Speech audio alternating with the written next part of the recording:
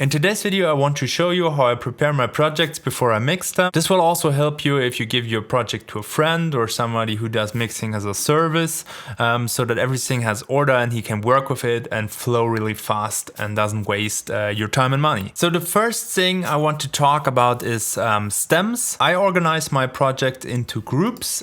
So some people use buses, some people use groups. I find groups more comfortable because you can fold them easily and you have everything here together, which has also a big advantage, which I will show later when we come to exporting it. It depends a bit on the guy who is doing your mix or on your personal preferences, how you want to organize your project. I have those groups here. So I have a subgroup. A subgroup is basically everything which are effects, which contain sub information like below 100 Hertz, let's say like a boom or some kick glitches. All those things are here in my sub bus. Then I have another bus or group for kick and bass, and I have one for all my drums like hi-hats, snares, everything like that. And I have one group for my leads and one group where I put all my effects in. In this project you can see two more things. This is a remix project for the Bellatrix remix, and here I put all the audio I got from the remix competition files.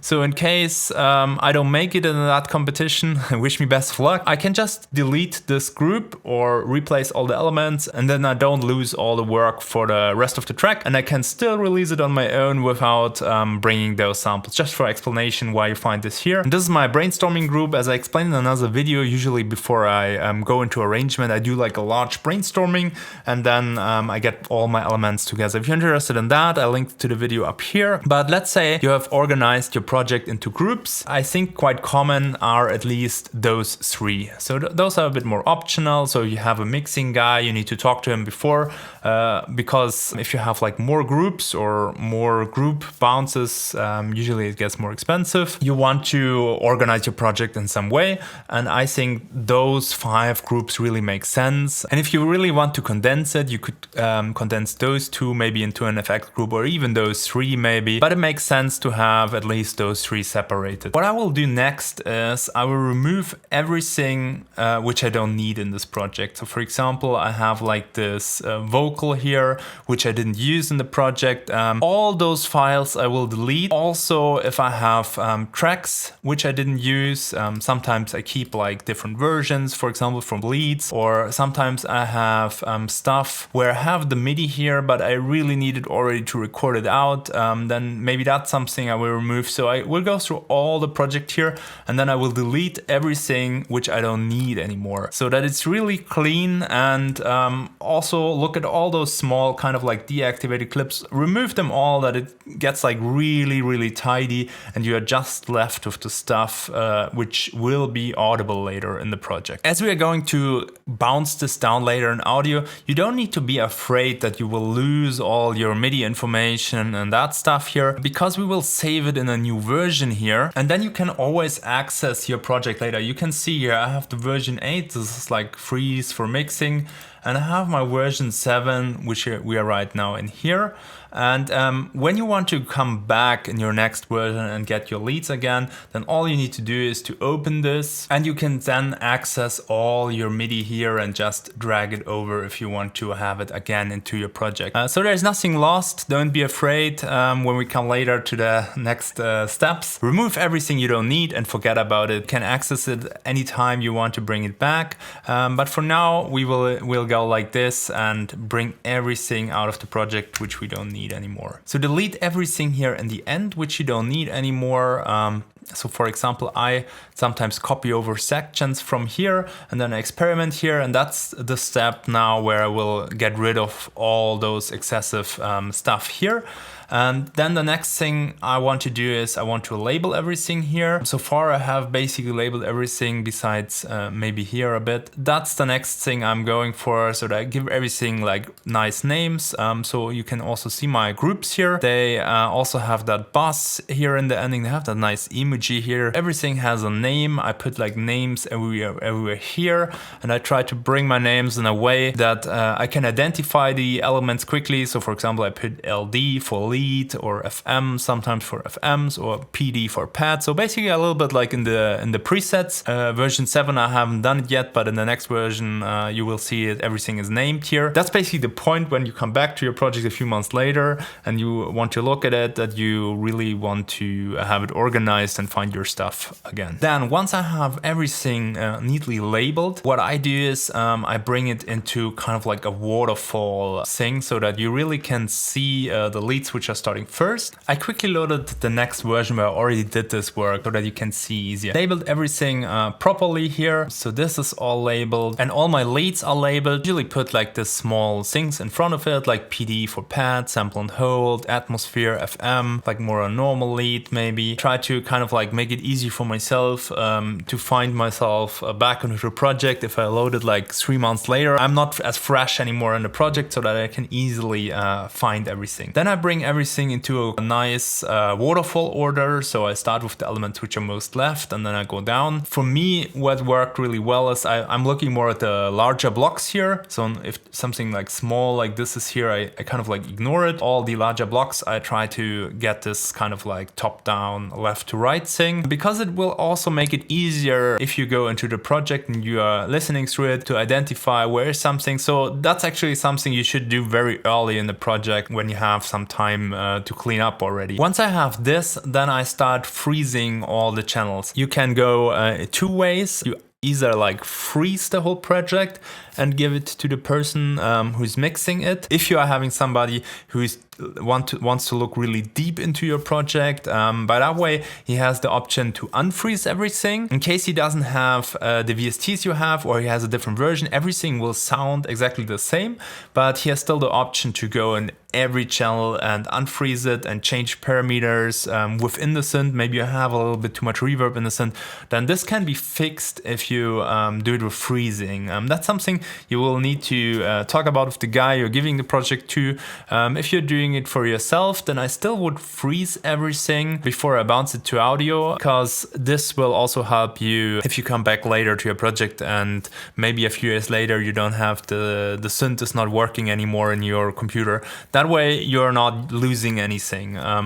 So that's usually a good step to have everything frozen down in the project. Freezing is basically that Ableton stores an audio copy over your MIDI copy. And once you have that, then the next thing is that I manage the files in the project, because if I want to send the project to somebody, he needs all the files, and you also want to get rid of all files you don't need. And there's a really important step before you are doing this. And the important step is that you remove everything here from this Ableton backup folder. Because if you're storing versions like me, so I'm kind of like a bit paranoid because my Ableton crashed also a lot. So I'm saving like major versions whenever I have something newly, like my kick and bass, brainstorming, basic arrangement, mixing or something. Then I save a new version here, and also Ableton creates like a lot of those backups. And what I do is I delete all those backups here, and then I will take all the versions before here and just zip them. And that way Ableton doesn't see them anymore. And once you have done that, you can go here into manage files, manage project, and then you can find the missing files. In that case, I have the missing files because I restored the old project, which I already cleaned out. So I have a few missing files, but usually you shouldn't have missing files here, obviously, because you're going to send out your project. And also you want to collect all external files into your project. You want to get rid of all those unused files. This is the only part which I don't delete, because I had like many bugs here in Ableton, and once I deleted this, I had many issues with stuff missing in the project, so I just leave this. So that's something you need to try if you have similar problems with that. And once you have done that, then you can create either a pack here, which works on some computers and on some computers Ableton crashes when you open those packs. And the other option is that you go here and save live set as, save it to a new folder or save a copy, and then you do the same thing again. Then you you go either here, collect all and save, and then you can check on the file management if everything is there. If you haven't subscribed already to this channel, then please hit the subscribe button and the bell icon. That way you will get a notification on every new video and every new tutorial and you won't miss anything. Now I want to show you the other option. If you don't want to give your MIDI to somebody or if he doesn't want to have it, then the other option is that you bring everything into audio. Once you have frozen it, you can do it easily by just flattening the tracks, or what you can also do is you can export your project, and there's something really interesting. You can select those here and go to export audio. And if you go on selected tracks, it will export the selected tracks. And there's something special about this. If you, for example, uncollapse the leads and then you select everything here, then it will only export what you see basically. So it will export a sub bus here, the kick bus, the drum bus, the leads bus, and then everything which is inside the leads bus, the FX bus, and here those remix files group which I have now select. And that's actually the more usual way how you probably will give your project if you give it to somebody else, that you export everything. And that's also why the naming step from before is so important, because if all your stuff is kind of like named not really good, the other guy will have a harder time in identifying what is what, and it's just like easier if you can just see at a first glance what everything is. It's not like called audio 1, audio 2, audio 3 or something. And then when you have exported everything in your project, either as audio or frozen, then usually it's good that you bounce one master version. So if you have your master bounced, if you send it to another guy, he can make sure that the master sounds exactly like your track. And there's like an easy trick for that you use this utility here and you just flip the polarity and then you bounce it again, and then you will see exactly the differences those tracks have. They usually shouldn't have any differences. If they have, then I would investigate what it is. Maybe you're clipping somewhere in the master, whatever. I mean, even if you have some random stuff in here, as everything is frozen or is a bounce to audio, it should be the same. That way you can ensure that everything worked right. Another cool option is also if you have a reference track. So if you have a track from another artist you really like and you think your track should be sounding more like this, then it's, I think, a good thing to tell the guy also about this reference track, or even give him the reference track if he doesn't have it. So you can also store that one in the project, and then he can easily compare, because the mixes are very different out there. So for example, if you compare the Alpha Portal stuff to Electro Universe, you will notice there's like a lot of difference, like kick and bass and the mids, how they are mixed, and that way you get closer to the result you really want to get in the end. If you're including a reference track, then look for reference tracks which have the same BPM and key, because then it's easier kind of like to get it like matching. Let's say you have a track in E and you put like a reference track in A, then you will have quite a large tonal difference. And the same goes if your track is 145 and the other one is 130, then it's not really good to compare because apples and oranges. But if you want to know more about referencing, I put a video up here where you find more about how to reference tracks. And if you are giving your project to another guy who's mixing it for you, then it's really important that you look also on the groups so that the other guy has the same VSTs. That's actually a reason why I use a lot of Ableton VSTs in the groups, and the same goes for the return tracks here. I have usually a lot of Ableton stuff here because if the other guy doesn't have those, he still cannot really play that project because all those VSTs are missing, and he doesn't really know what he did in there because it doesn't show them anymore. So it's good that you kind of like clear that up with the person if you're sending groups. If you have brought everything to audio, then it shouldn't be any problem, because if you export your project, then you can select here include return on master effects, and this will render everything it goes through. So for example, if you have your leads in a lead bus, then it will render all the lead bus effects within that track, and it will also render all the return tracks which those tracks go through. This has the advantage that that guy obviously only has audio and he doesn't need anything anymore, but it also has the disadvantage if you screw something up with the reverbs, for example, and you have too much reverb in it, then it's also not fixable anymore. We want to usually render here with 44,100 wave, 24-bit, and no dithering, but you can check dithering options also. That's actually how I render my stuff. The other option is that you turn this off, then you don't have your master and return effects in here, and you basically render that channels out dry. And then you can select those here, and you can also render them out, and it will render out the returns for you. Anyways, whatever you do, create a new project, bring all the audio files in again, put them all kind of like in order, and then put your master render against it and look if everything sounds right. And if everything, as I said before, an easy trick is just flip the polarity and export it again, and you will really see if there are any differences. And maybe there are some differences, but maybe they are not so bad, then you can keep it like that.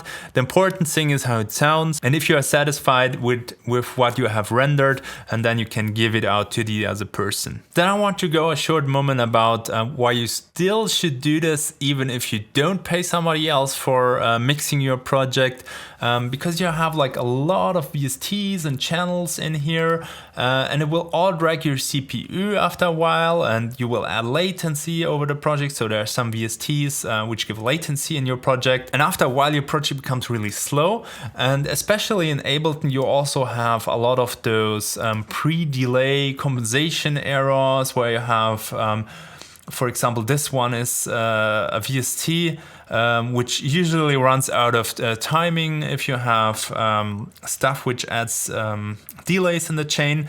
And you can basically avoid that. Once you have bounced everything down to audio, you have a kind of like a fresh born new project, which will make it easier for you in mixing, because everything runs faster, your delays, your latency is fresh, and your pre-delays are not kind of like messed up. So everything has kind of like the new vibe, the new creative vibe you can bring in when you started the project. You can also simplify stuff.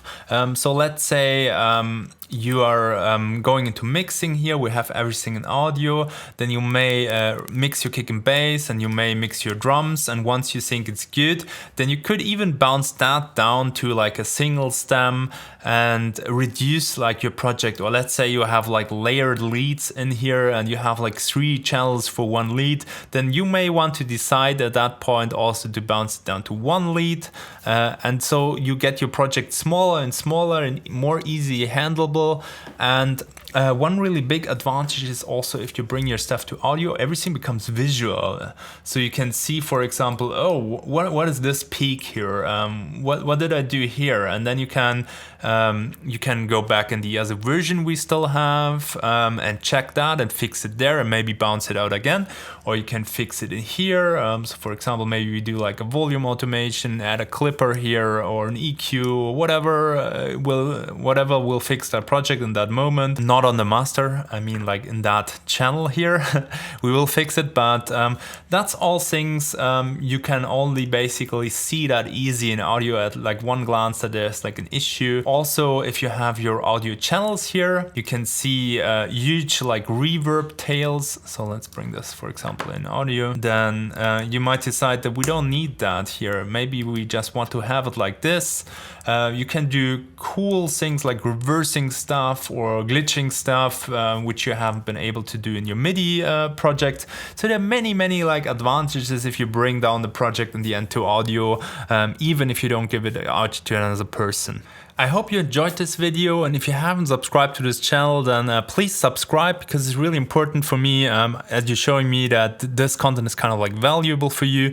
Also let me know in the comments what you want to know more about it, what you're struggling with in your production.